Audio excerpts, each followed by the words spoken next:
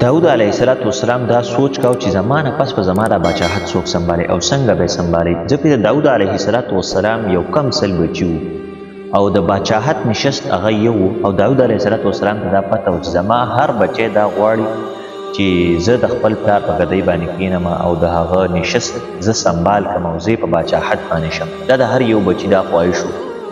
نو داود علیه السلام ته الله پاک وویل چې ته خپل یو خلیفه مقرر کړه د پار د دې چې ستا د وفات نه پس هغه باچاهي سنبال کړي. نو داود علیه السلام ډېر زیات پریشانه و چې زما یو کم سل بچي دي او باچاهي یوه ده، زه څنګه یو مقرر کړم او په دې کې کم یو مقرر کړم. نو الله سبحانه وتعالی ته یې سوال وکړل، الله زما یو کم سل بچي دي او فیصله ډېره ګرانه ده، زه څه وکړم؟ الله سبحانه وتعالی ورته ویل داوده د خپلو بچو نه د نحو خبرو په باره کې تپوس وکړه، که د دې نهه خبرو جواب درله کم زوی درکړو هغه بچی به د خپل باچاحت مشر جوړ کړي، هغه به ستا د مرګ نه پس ستا باچاحت سنبالي.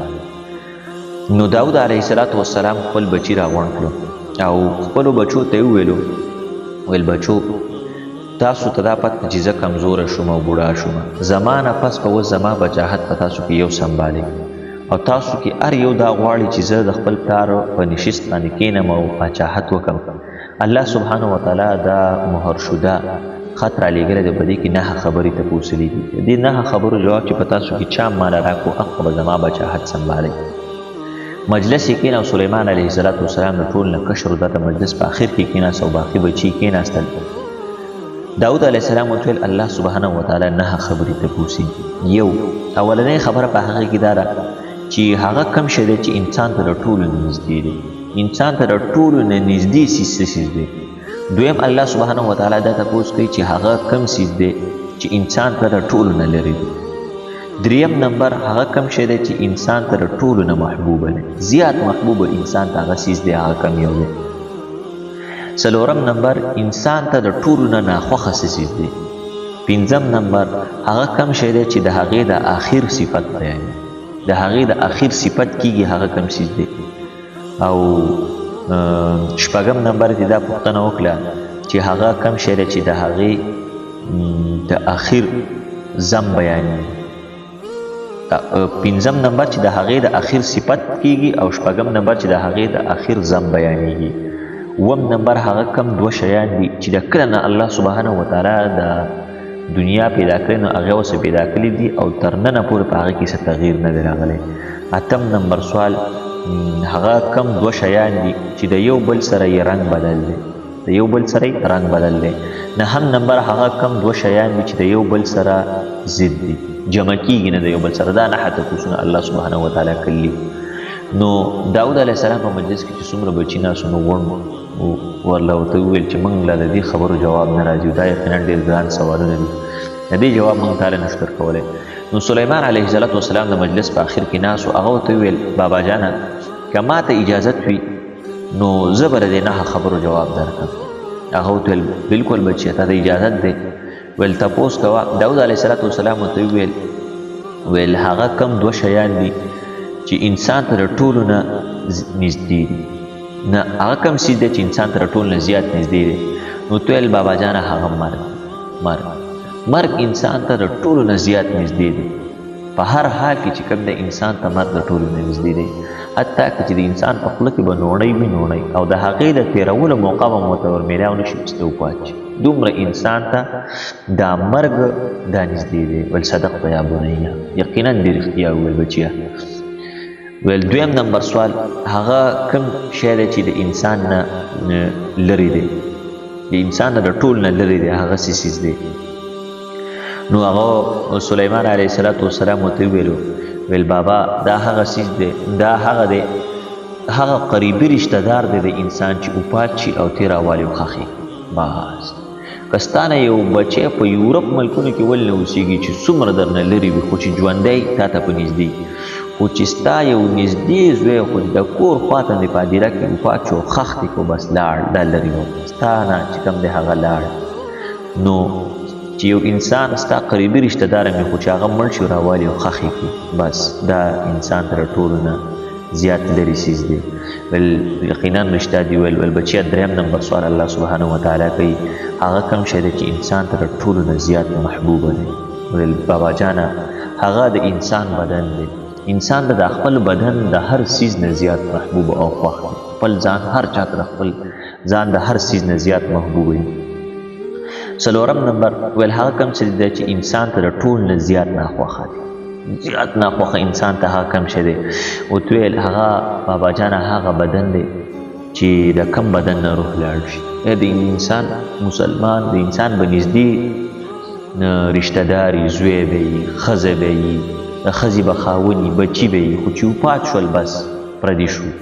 یو ته خپل نوم هم نه وي، په مړي په نوم باندې یادوي، نوم هم دې خپل لاړ شي. حتی چې په کم کټ کې ولم وي هغه کټ هم بیا په کور کې نه پرېږدي. هغه د هغه د استعمال شوي جامې، بستره، هغه هر څه د کور نه وباسي، ایسي دي هر څه پکې.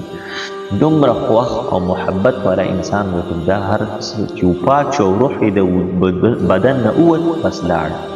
هغه بیا هر چاته چې کوم دی د انسان ته د ټولو نه ناخوښه چې کوم دی بیا دغه شي. ویل صدقته یا بنیه، بچیا بالکل دې رښتیا وویل، صحیح خبره هم دقه ده. ویل بچا پنځم نمبر سوال الله سبحانه وتعالی کوي چې هغه کوم شی دی چې د هغې د آخر صفت کېږي. نو ورته یې وویل په وخت د غوسه کې بدل نه اغوستل.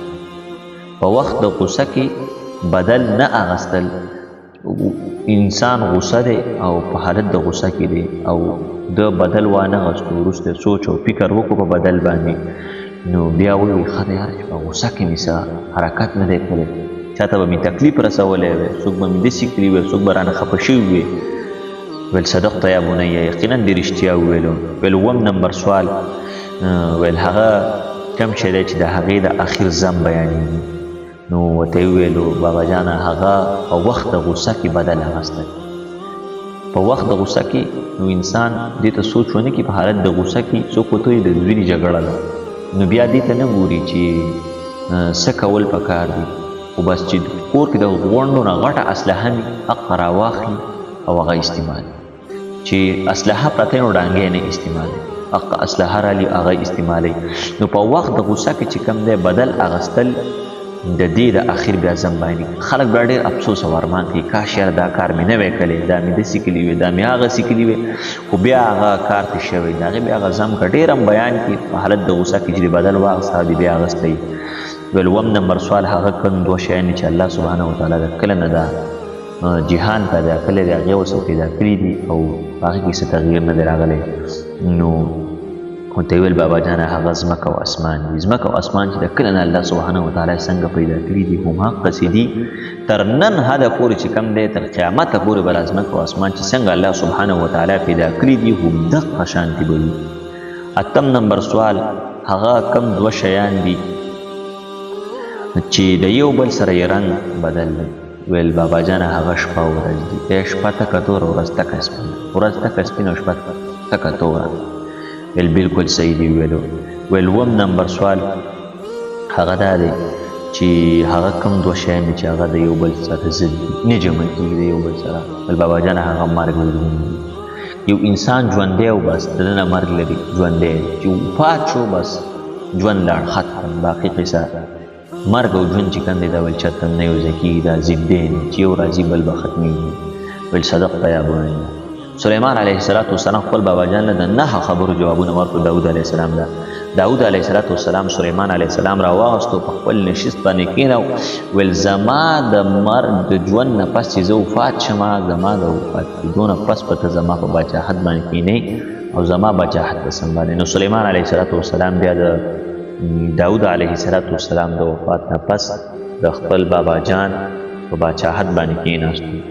نو په دې واقع کې چې کوم دی زما ستا لپاره یو لوی سبب او هغه دا کومې خبرې چې هغه ذکر شوې چې په دې خبرو باندې انسان هغه عمل وکړي. ما او تا چې کوم دی په دې خبرو باندې عمل وکړي چې انسان ته د ټول د نږدې چې کوم دی هغه مرګ دی. په دې واقع کې زیات مرګ ذکر شو. نو موږ او تاسو له پکار ده چې موږ او تاسو اول د مرګ تیاری وکړو. د مرګ تیاری وکړو دا به زما سره دنیا او د آخرت د نجات لوی ځای دی چې یو مسلمان ځان له د مرګ تیاری وکړي او خپل رب چې کوم دی هغه په دې دنیا باندې ښه په اسانه طریقه باندې راضي کړي، ځکه چې په دنیا کې خپل رب راضي کول هغه ډېر اسان. که مسلمان په دنیا کې و یو معمولی اوښ کم د الله رب العزت د یرې نه وتویوله که نه چې معمولی وایي دا که په آخرت کې دومره اوښ کې وتویې چې دا کشتۍ پکې روانې شي که نه دغې یوې اوښ په مقابله بیا نه شي. د الله سبحانه وتعالی د یرې جړل د هغه عبادت په اخلاص کول دا د الله تعالی د رضا لوی سبب دی. الله سبحانه وتعالی دې موږ او تاسې ته هغه عملونه را نصیب کړي چې د هغه رضا وي پکې د جناب محمد رسول الله صلی الله علیه وسلم په سنت دې الله سبحانه وتعالی موږ ته توفیق را نصیب کړي. وصلی الله تعالی على خير خلقه محمد وآله وصحبه أجمعين برحمتك يا أرحم الراحمين.